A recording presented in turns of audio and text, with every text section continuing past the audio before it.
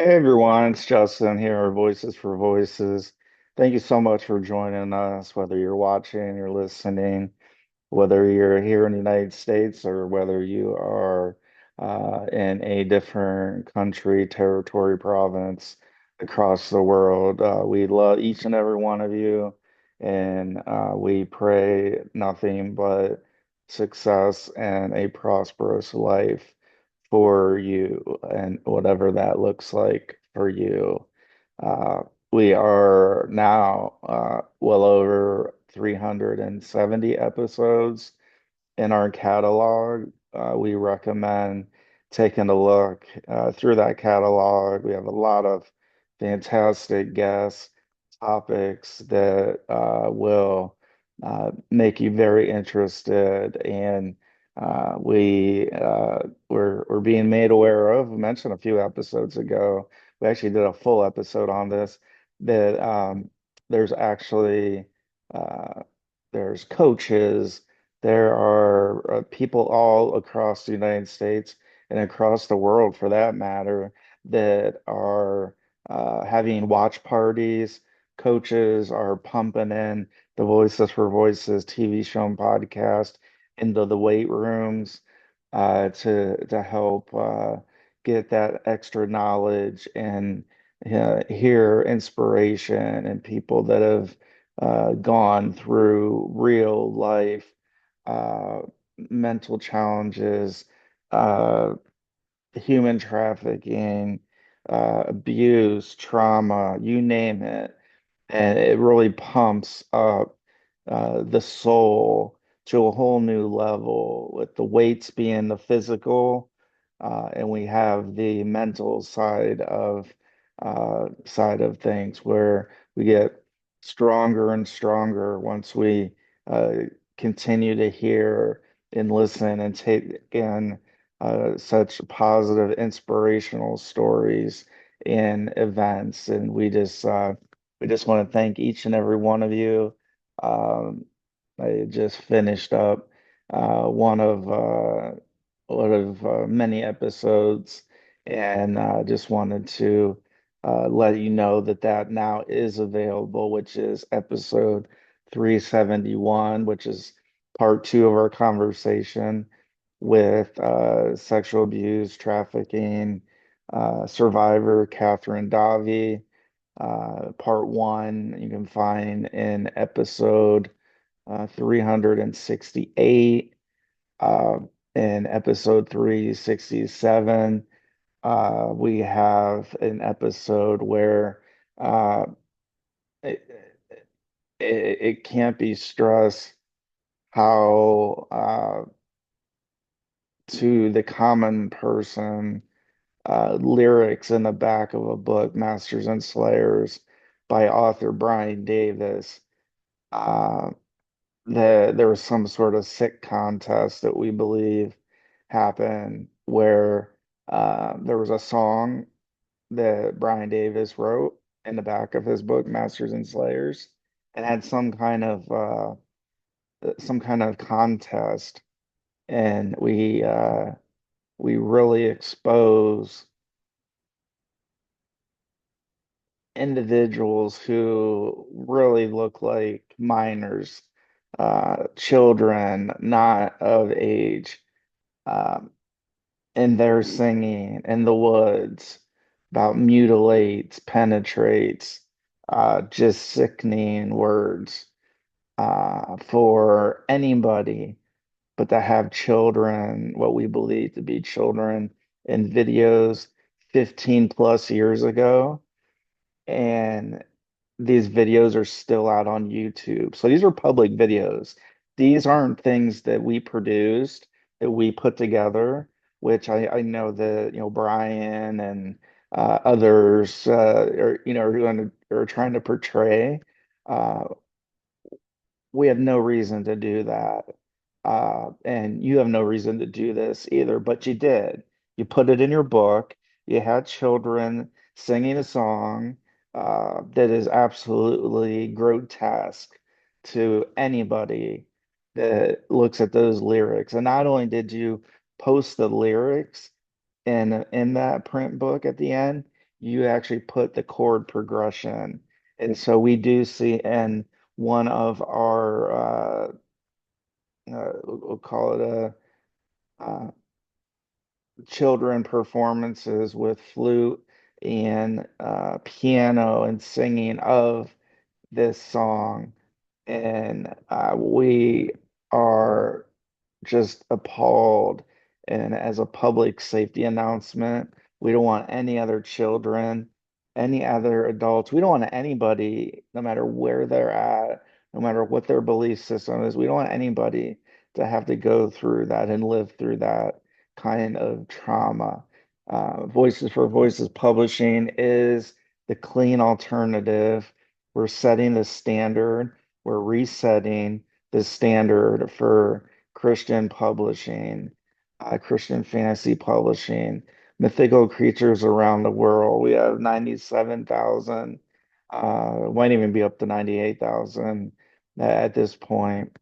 We, under the direction of David Solomon, um, put together myths, folklores for countries, provinces, cities all across the world that we are pleased to be able to do because there are people that live in all the corners of the world, and we believe that they should be represented.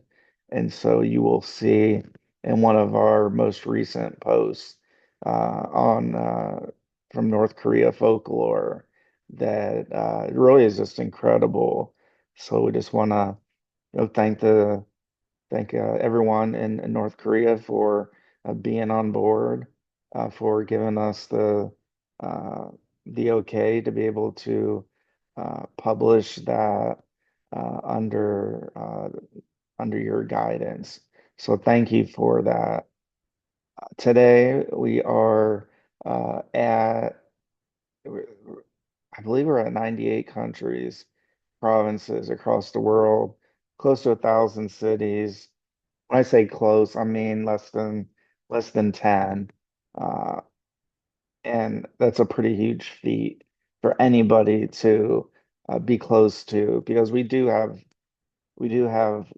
the overarching goal of wanting to and well on our way to help 3 billion people over the course of my lifetime and beyond. And in fact, we're not only going to reach that, we're going to surpass that.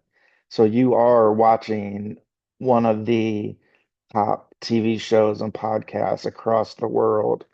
And please let your friends or family or colleagues share this. If you could do us a big favor, smash that subscribe button, give us the big thumbs up, like, follow, share. All those good things are free to do, and that helps us on our journey and helps you be a part of our journey to help as many people as possible, no matter how small or how large. We are ecstatic to be in this position to be able to do what we do. Um, and so thank you. Thank you to each and every one of you. God bless you. God bless the United States of America. God bless you all across the world. And if you're not a believer or you believe in another religion or you aren't a believer, that's okay too. We love you all. You all the same. So we're going to touch on an area that is also controversial uh, on this particular show. We think that again that all life is precious, and what we're seeing and have seen the past couple of months are uh, a uptick in individuals who are trying to smuggle um, fentanyl and other uh, precursors to fentanyl and other drugs to the country that we live in, the United States of America, coming from a lot of different places. And so what we're going to be talking about is mostly through the waters in the Caribbean. And sometimes we're being shown on the news uh, what looks to be harmless boats, speedboats that are just operating what looks to be normal in international waters. And what we've been seeing is the unclassified versions of these boats being destroyed by missiles, uh, other kinetic ways to disarm. And so when we talk about we value all life, one of the boats by itself had enough fentanyl to kill, I think it was at least 20,000 Americans, 20,000 human beings. And so we look at it as, yes, it is very unfortunate that there are loss of lives in these strikes. But in good faith, from what we know, um, we believe that there are uh, substances, like I mentioned, on these boats. And if those are the case, we don't want any of our fellow brothers and sisters anymore to die. Uh, and people say, "Oh, well, there's a demand for fentanyl," and so continue thinking like that if you want. But then there's others who are using, potentially abusing drugs, narcotics, who are using as they normally would. And again, we're not any stretch condoning using narcotics, illegal drugs. However, if an individual is in that space and is working through recovery, or even if they haven't reached that point yet, if they use whatever narcotics that they have been using for a period of time, and some of this fentanyl and these other precursors of fentanyl and carfentanil and uh, xylazine, which is, fentanyl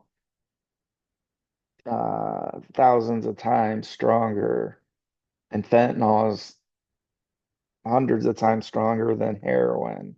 If just to give a little bit of a history lesson, that's about as much as I know about it. And we're coming from the side that we don't want anybody, we want people to die. Uh, we know that someday is going to be our time, and we can't help that. But if we're able to help saving lives, if a strike on a boat that actually is carrying fentanyl or other illicit narcotics and drugs, uh, as much as that we can destroy, uh, the better. Because I'm not talking about the lost life, I'm talking about the actual drugs themselves or the precursors to them. That's what I'm talking about is if these boats make it to their destination and get spread across the United States, that there's a good possibility again that up to 20,000 per boat could have overdose amounts of these drugs and what these individuals are taking. So while we don't agree with, loss of life, I don't think anybody does. Uh, I think that we can all come to agree to some extent, right? We don't we don't want our sons and daughters to be growing up in high school and in college, and for whatever reason they experiment thinking that they're taking one thing and have that one thing uh, include another ingredient and have that other ingredient be something that overpowers their system and they pass away. That's when we that's when we have a that's when we have an issue of talking about these substances. And so again, you would have a student experimenting, and I I can only speak for myself. Uh, Not one of us is sinless, no matter, I know there's a few of our listeners and reviewers who believe they are, but you're not. So you can keep believing that, but you're not. And so we've all made mistakes. We've all, to certain degrees, make it made mistakes. And so when there are children, even adults, experimenting and having what they're experimenting with include a deadly dose of another drug that they cut into it so they can take that, uh, let's say 1 ton of drugs, then they can turn it into 2 tons. And what does that do? That means that the people selling make more money because if you now have two to sell instead of one, you make more money when you have two. So that's when you hear the words that substances are cut with baking soda or whatever they're cut with. That's so they're able to make whatever supply of whatever that is that they have. They're able to make that more so they can make more money. And so when we see these boats, we hear that these boats are ta taken out. We see the engines. You know, you have 4 or 5 engines on the back of a boat that historically, from what I've seen, would have one, maybe two. Uh, but when you have 3, 4, 5 engines, what would be the point in needing that many engines for a boat that would run uh, plenty of speed? Uh, and so we look at things like that, and there's intelligence, and yes, we're putting some trust that there's intelligence. But when you look at a boat again, just on the surface and those photos and those videos, and you look at the back and you see how many engines are there, you don't need engines. You don't need 4 engines when one would be sufficient. Uh, so we want to pray for everybody who has gone to heaven, everybody who is on earth and is to come. And we pray that people making these illicit substances who are making the decisions to climb in these boats and make what could be considered a kamikaze trip, where they may have a good, well, not a good feeling, have a bad feeling that their boat may be the next one that uh, gets uh, gets bombed.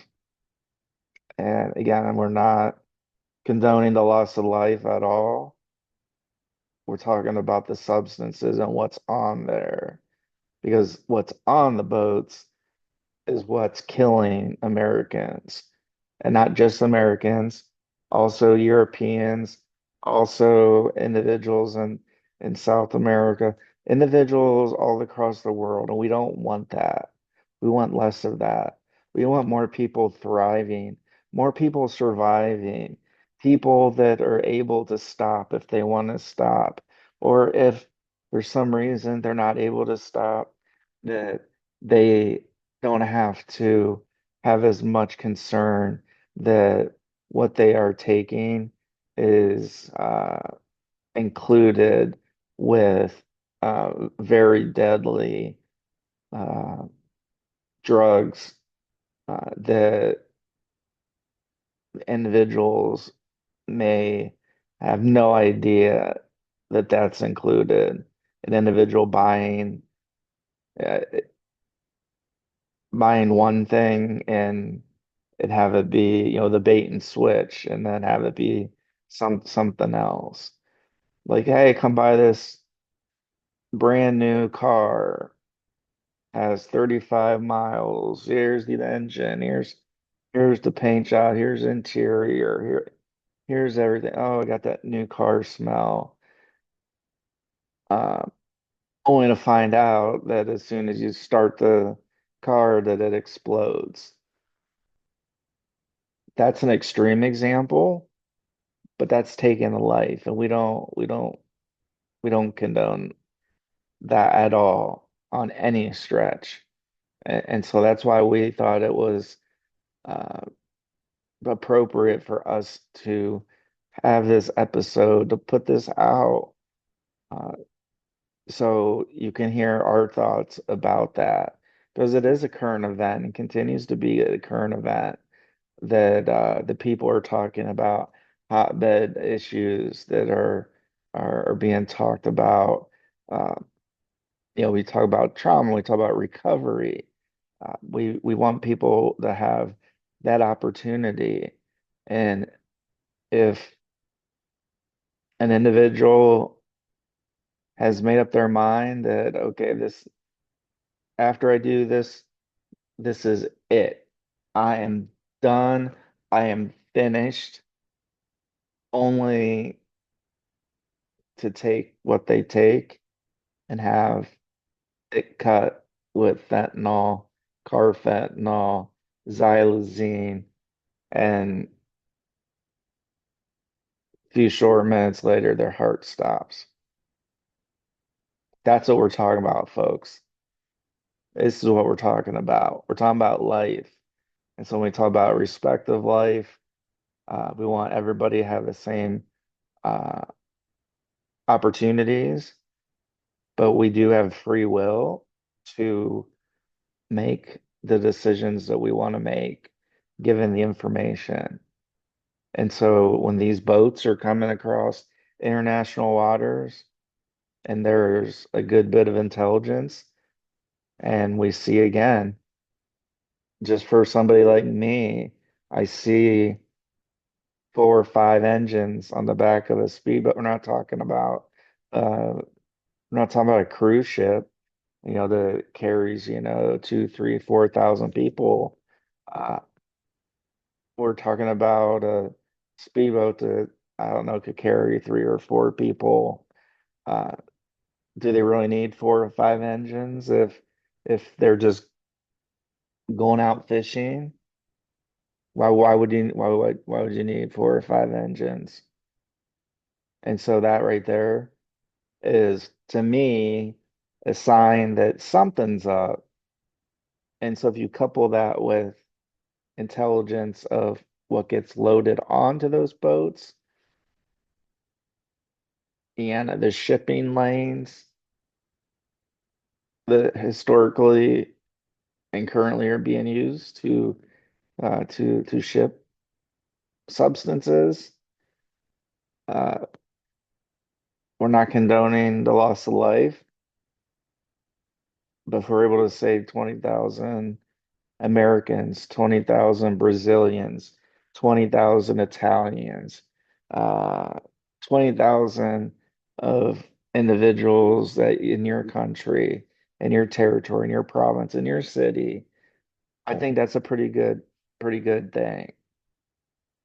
And so we hope that there's less of these incidents, uh, but we first need to stop the inflow of these particular substances so that two, three, four, five, six individuals that climb aboard thinking they're going to have a payday only to have a missile uh, watch them and destroy them.